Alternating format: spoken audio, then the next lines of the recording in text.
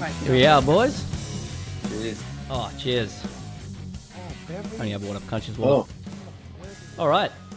So this is the first time we've sat down.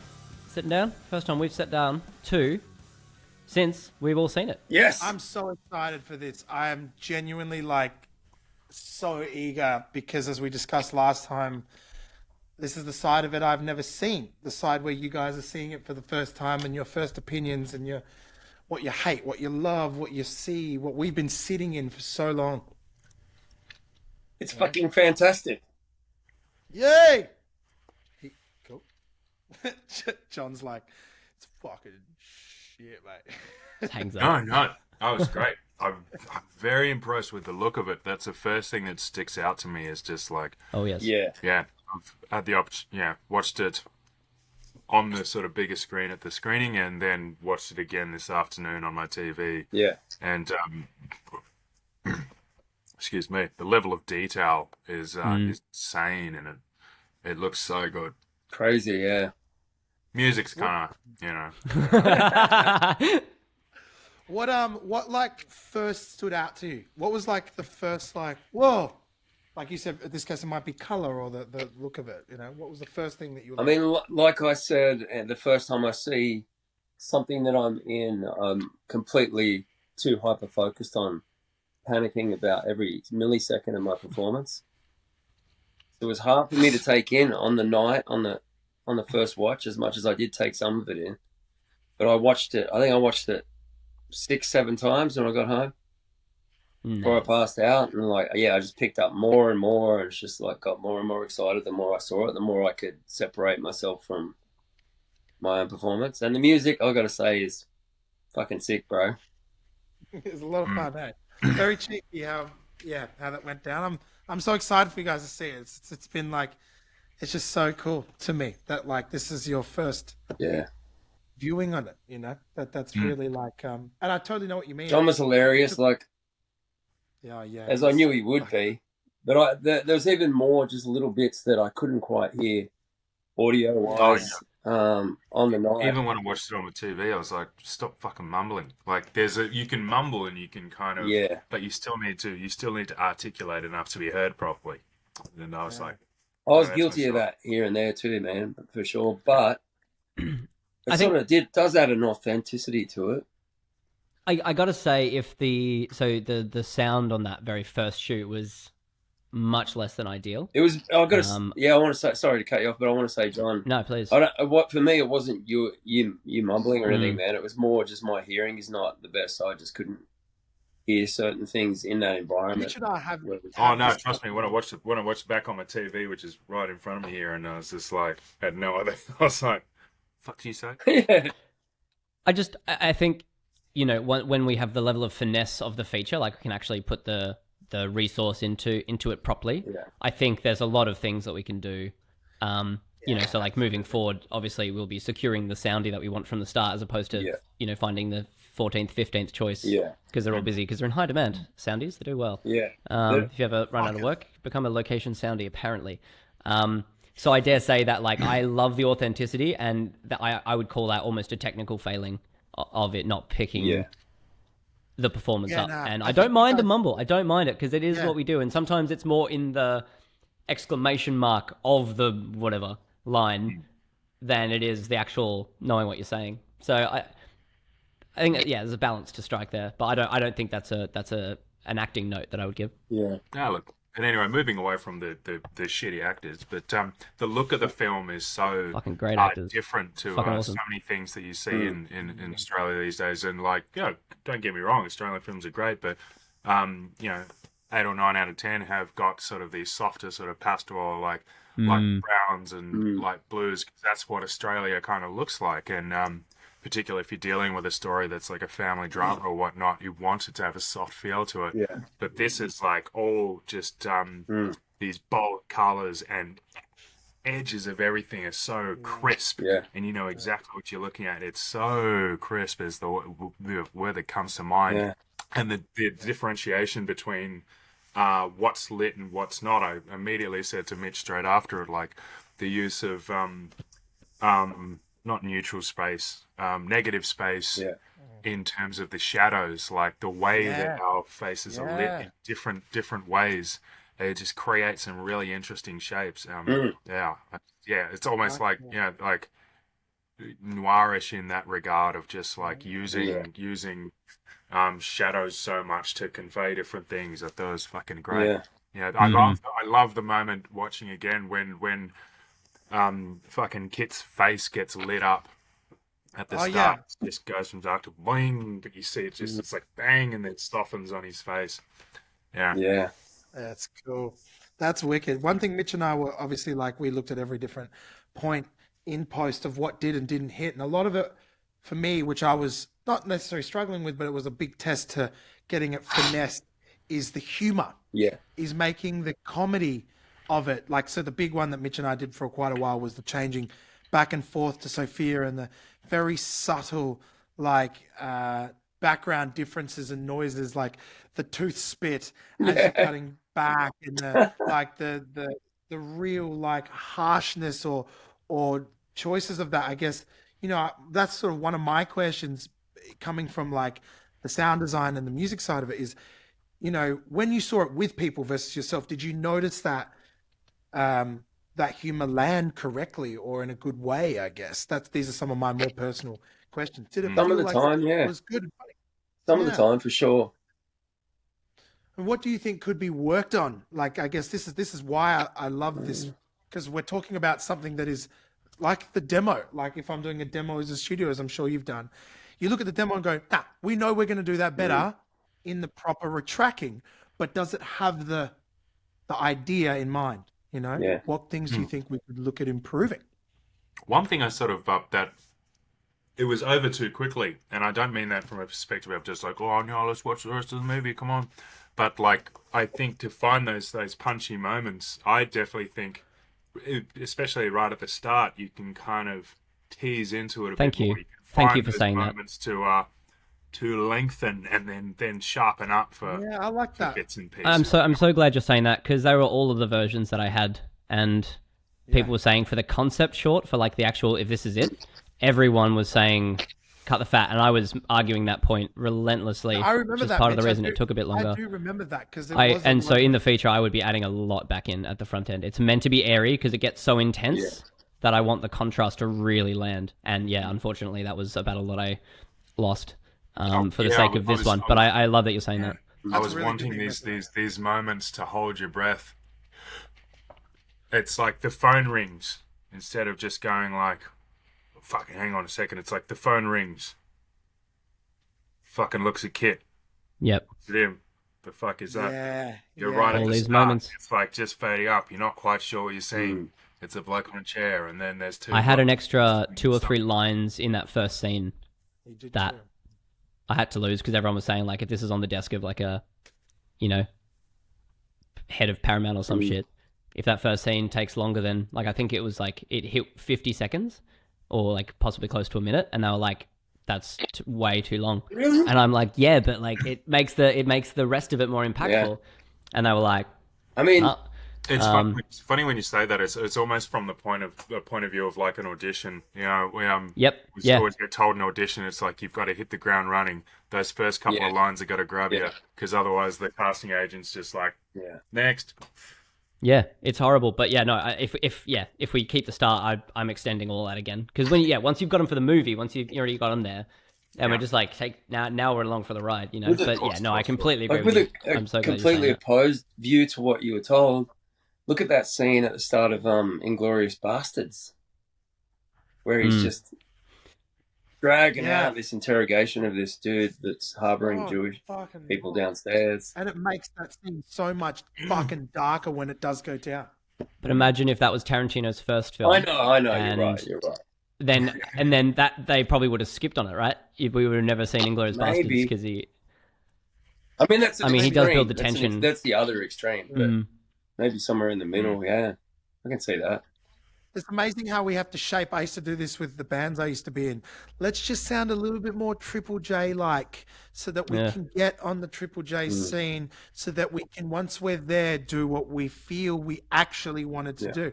At what point do you jump in and go, I'm just going to do it the way I want it, regardless of the executive from Powermat that might know a lot more. But when do you take these risks? You know, when do we? One, if I haven't got the resources to just do it my way, then I'm reliant on doing it their way.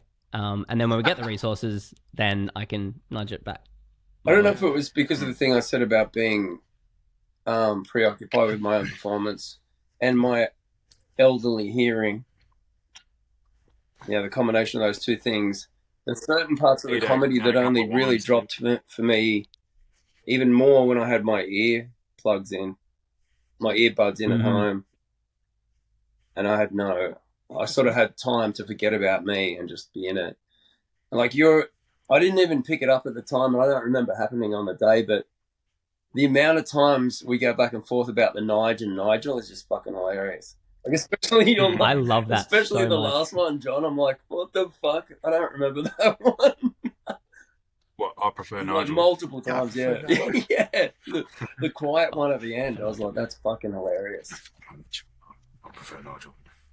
I really wanted the grab of you saying that, but it was on the shot of Dean that you actually said that, John. Which, was it? I really wanted to see it.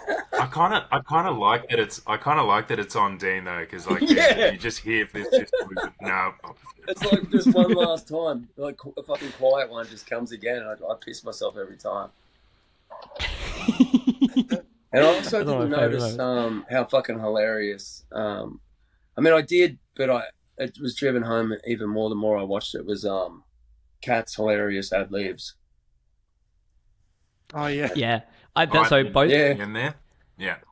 So many moments with her performance and your guys as well. Like I really fucked with you splicing different takes in and trying to find reaction shots to cut back to a different take to include as much of all that. That's what I'm talking about. 9 out of 10 times I'm using your takes. It's all those moments that I'm just like, this is fucking gold. Like you've killed him. He's on the ground. Then you go, you know, she's Nigella. You know, it's like Like after she'd hung up, she was talking to herself. That's fucking hilarious too. Dinner. Yeah. Dinner. The best. Me.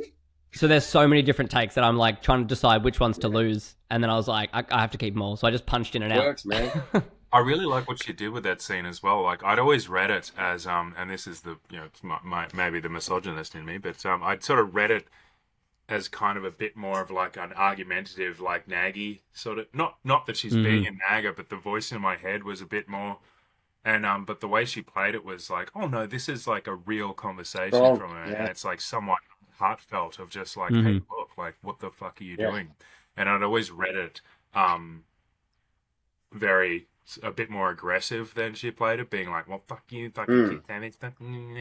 But no, the way she played it was really cool because it's just like it made me go, fuck, like Kit Savage is out doing this bullshit, and he's got this person at home who's trying to have a heartfelt moment with him, but he's just, goes back to the sort of God, what am I thinking of? Not self-sacrifice, but Destruction, self-sabotage, self-destructive tendencies to him. It's just like she's fucking right there, and she's like actually saying something to you, and you're just like, oh, it's just a yes, bro. Yeah. And in my mind, he's saying it to maybe make her not be worried, even though he's lying his ass off. Yeah, but and he's afraid of her as well a little bit. It's sort of all those things. Yeah. Well, I think she was a great. I agree, man. She was a great combination of. She is a great combination of strength and vulnerability in that scene, in that short scene. And fucking funny. There's the vulnerable moments that at the end. Yeah. You notice the car swerve? The what? Sorry, the car swerve. The car swerve. I didn't hear the car swerve. Was there a car? No, the sound, it was pretty like you didn't really get the lows or the kind of highs, but ripping the card out is the continuation of the fuck, right? Yeah, it's like, but also in the background of her scene at the very, very end when you listen to it in headphones at the very, very end of the scene as she's going fuck, Mason just added into like the car swerving, and it's just like it's like as you pull the card out, and there's a couple of subconscious, and Mitch and I make this reference to like Hot Fuzz.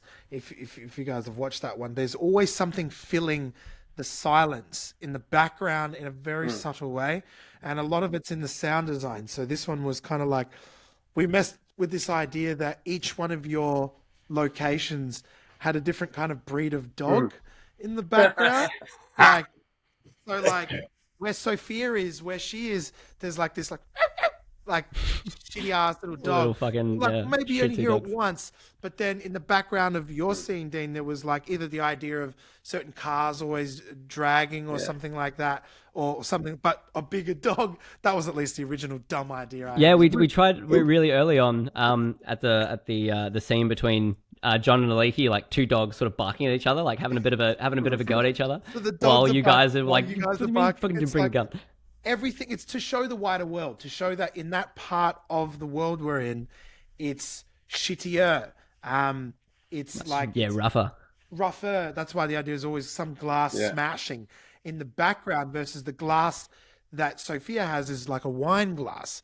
That's kind of like the two different areas. One person smashing bottles in the street, and one is just sitting at home drinking wine. And it was also like foreshadowing the Yeah. smashing of the glass in your face, so you kind of Yes. plant the seed, Yeah, plant the and then when seed. it happens, you sort of have already heard it. I heard a glass smash. Yeah. The idea of There's a lot of glass. We spoke about that, Mitch. Glass was like this representation of, how do we say it? I mean, the glass for me is like, I mean, there's a whole lot of texture, so you can just explore. I mean, I'm realizing, I mean, all of the branding and everything, you know, Old Mate Yarns, the rest of it, broken glass is a really common theme. And there's things later on, I mean, it plays a huge role, and obviously, you know, where the story goes and ends is hugely related with smashing glass.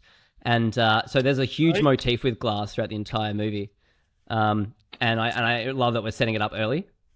I think there's so much to explore with that, you know, just perception, reflections, the texture of it, the brittleness of it, the smashing, the also like electricity. We played so much with electricity as the leitmotif, with the closer you are to Moloch and the self-destructive tendencies, or hedonism, or masochism, or any of these isms, nihilism. The more we're plugged in, and the closer we are to this, like, I don't know, money game and energy game, which is electricity. So, you know, you're literally in a power station, right? And so when you're in there, you have the air conditioners rattling and you have this real suffocating sound. And then you cut to Sophia, and she's miles away from the lights, from the electricity. She's way back Swaying there. She's trees got in the wind. wooden balcony, wooden balustrades, wooden bloody doors, you know, curtains, all very natural elements, versus the, you know, shit going on in you know, just that juxtaposition, that contrast. That was a very loud, annoying air conditioner that was on a shoot for Harley Davidson. I was sitting there trying to get some stock footage in this loud ass fucking garage, and it's just like air conditioner just failing. It's still laid with a lot of other sounds, but I remember when we were first doing that scene, Mitch, you're like, I just want this entire scene to be lit with like the most annoying version of electricity. Is an air conditioner that doesn't really function that well in a shitty area, versus the, like, hence the, you know, where Sophia is, it's like gorgeous wind through flowing, the breeze. That whole idea of electricity was a big one. And so these are like some of the weird things we've been discussing for so long, but to actually implement them, oh, sure, we push it. I remember when there was a version I gave to Mitch, which was just littered with fucking noise everywhere. And it was like, all right, let's rein that in. Too many dogs, Mason. Just too Yeah, many. it was like, yeah, actually, literally, like Sophia's trying to do her like slow pace in the background. It's like,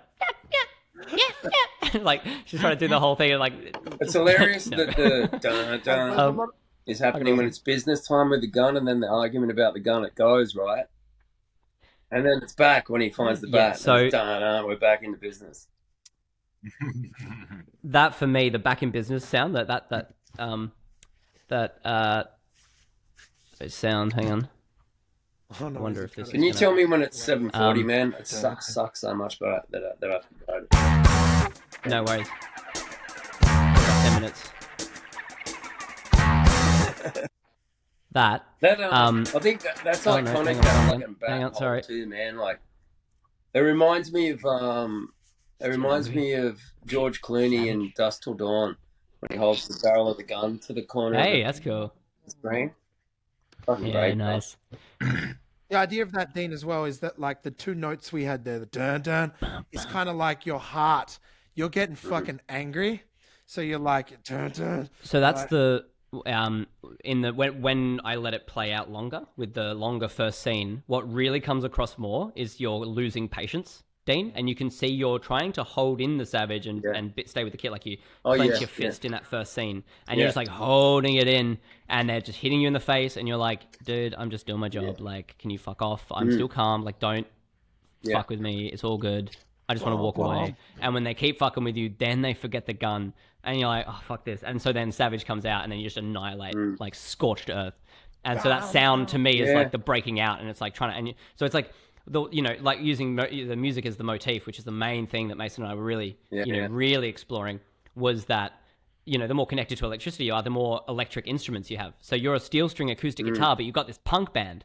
So Kit's the guitar, but then you have this, like the whole rest of the band wants to kick in. So the band's kicking in, and you're like, fucking hold it back. They forget the gun. You're like, oh, fuck this. Like, and then you finally, starving, and then you can like let it loose, and then the whole, everyone's kicking in. The bigger view of that as well, if we're looking at this as like an ancestry tree, is that every time you're kick, it's your same themes or similar themes are done on the acoustic guitar, which there were some versions.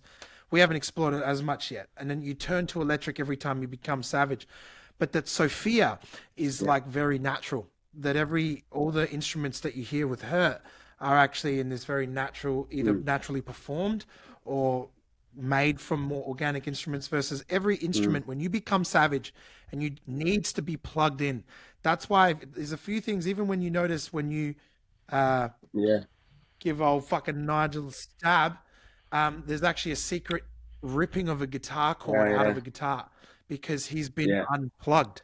He's gone. He's no longer alive anymore. So there was this idea that we run with that concept all the way through that. And then Sophia kind of, as the film progresses and as that sort of whole motif plays out, that towards the end, your sort of tune is her tune. Or every time you're frustrated with her or vice versa, you're playing her theme, but in your style, or she's playing your theme in her style, and then eventually at the end, the two of you, at least that's how your themes come together. And anyone that's closer to Mr. Malak is dirtier, grittier, hence Nigel coming back and becoming this fucking way worse off electric figure, if that makes sense. Yeah, and then that final scene with the you're plugged back in. That looked fucking great. You're pure electric. The gate was fucking very wide on that walk, but that fucking that song's so sick. The scraping, that song's so dirty. It's so disgusting. It was so, and I know Mitch and I were really playing with that. It had to feel really sharp and like really aggressive. And I went into that with the production as well. It was done, I wouldn't say done sloppy, but done with like everything very distorted and raw. Like I did it with such like frustration, genuinely, when actually recording it. And so that's like I think these are at least some of the things that Mitch and I have been exploring. And I guess the reason why it's good to tell you is to see if that has translated in some way, shape or form, and whether or not that, I mean, the bigger picture now will be played out over the feature film, but like that some of these subtle things are specifically pertaining to that first track, which is your inner Savage just...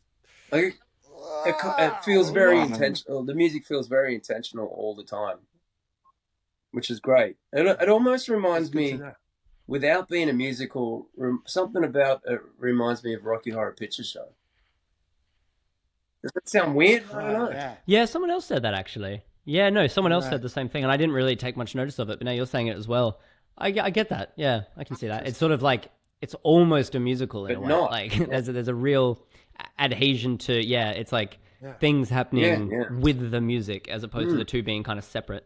I mean, John can have a singing scene. That'd be cool. Oh, weren't we already doing the Dirty Dancing scene? Oh, yeah, the Dirty Dancing thing, It's so fucking good. Mitch, So, what are you curious about in regards to now, from what you've obviously worked on with these two lads? What do you have any questions? yeah, I guess, and also just bearing in mind the final sort of 5 minutes before we need to jet. Everyone's got a lot of shit going on. I guess my biggest question for the time that we have, I have so many questions, but the biggest question for each of you in the time that we have is, I mean, what were your key takeaways, and what's like the big one word that you would use to describe having seen it? Bombastic. That's I don't know. That's a word that came I like to it. my head. But it's, I like it. Yeah, bombastic, sort of in your face, Yeah. Yeah.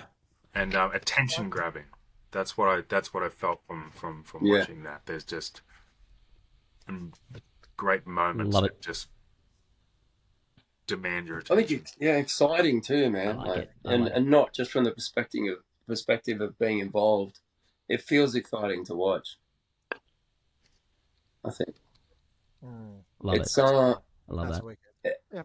I kept thinking this feels like an 80s Aussie fucking badass genre film.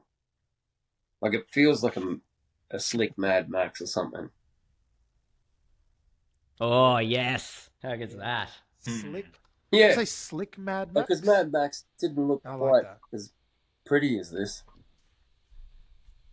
Yeah, It's like Mad Max crossed with like Yeah. Sin City.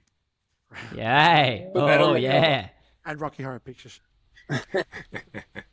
Wait, that is the cover. It's literally that Mad Max crossed with Mad Sin Max City meets Sin City. and Rocky Horror Picture Fucking Show. love it. The only Yeah, thing I sick, could boys. think of that I love this. with the thing with the soundy not capturing the sound 100% right, because sometimes it does get a bit lost, as you guys know, right? Because Yeah. didn't have proper Yeah. And clear tracks yeah. to work with, eh? Just like few moments where And when we you're spoke not about quite sure what was said. yeah, and when we spoke about like the case for Yeah. redoing it, Overdubs. that was my main. Yeah. That was what I'd said. And Yeah, I fucking it's just, hate there's a few ADR, technical but elements that, if there were just a couple, I feel like there's only like a couple of lines. Yeah, it's just a few of the right on your face, or just if it's in a shadow or something, Yeah. it just needs to be. I mean, I'm pretty fucking, But that's when and John would be too, right? You can nail ADR if you got enough time. I would like to get you boys in. Watching it with you yesterday, I definitely think when John and Aliki are walking back from throwing you against the wall, I definitely think there's room for banter there. And that would definitely set up a little bit, just that little bit earlier, that it is actually going in But a even funny the one direction. thing I at least believe that if you're doing the ADR, you're still keeping authentic to how it's. There's so many times where I see ADR where I'm like, I know that person's throat Yeah. didn't move Yeah. the way that it was said. I think the beauty is listening to how you performed it and then Yeah. actually learning Yeah. it. Like, what? And then Yeah. going, what? No, Yeah. wrong pitch. What? And repeating it almost identical, if not to the point Yeah. where you're blending them. And or borrowing, like what I've done with Mitch in the past, borrowing like the low end of the word from the ADR and the top end of it from the, and you just, it's all an experiment, but it's keeping so close to your performances. The one thing that I think can scare people with ADR is that it's going to change how it all. I think that you guys so well on set. I do ADR that. the best as if you play me back my playback from the original footage, and I just fucking mimic it. I'm not trying to match my lips and shit. Like That's exactly right. Yeah. You're just trying what to you do it said, exactly man. how Yeah, you would have done totally it. agree. I think that's the only, if we were to do that, I think that's, and it would be a lot of fun too, like what Mitch said, adding lots of extra background shit, or even when he looked at your face, like, I prefer Nigel. Like you could really like play with that for so, and I noticed that a lot with, I hate to mention this, but like with Deadpool. And I think they did that very cheekily because he knew that the fucking, there's nothing on his mouth. They could say, you know, it's just Ryan Reynolds at a microphone just going, ooh, yummy. Like, we could do that. I think that's a little bit to the extreme, but I mean, that's how they did that. And it's funny for what it is. But a lot of this is like you guys capturing it on set. And if we just cannot get it, we'll just learn it, learn how it was done, how you did it, and just try and best replicate it and find and also, there's also more lines that come out of it, you know, like it was actually a fairly recent addition that I had Dean's stuff at the very start. It was like, I wonder why my face hurt. Then it hit me. And then when it cuts the second time, you're like, ow. Yeah. Like just And those two moments, I think add so much that was never part of the original script. I could imagine a podcast of essentially what we're doing right now, and we'll look. I know we have to cut this short, but a podcast where essentially we're doing an ADR to the whole film, but we're just filmed whilst doing it, and the two of you just have proper mics on you, and you're just like, oh yeah, or That's like just capturing all this source material. Only because it's fun. Like a lot of the stuff I did for you, Dean, there's a lot of me just going. Yeah. What You know, time just we a got, lot of boys? that, like reading. Yeah. Yeah, I- yeah, that. It's you're right on the button. Damn it. 7:40. on the money. This has been I short say and we sweet. watch it a whole Thanks for bunch jumping on. more times. Love and we'll have hearing even your more to thoughts. say. Yeah. I love getting this grab while it's fresh. But yeah, what would be great is if we all have it in front of us at a later date and we just play, pause, chat, move. I like that idea. Do a breakdown. I think that'd be fun. Yeah, sweet. Um, Good. I'm All proud right, of us I'll all. let you boys go. Thank you so much. Fucking here we go. We've got a movie. Fucking sick. Yeah. I'm excited. Yeah. See you soon.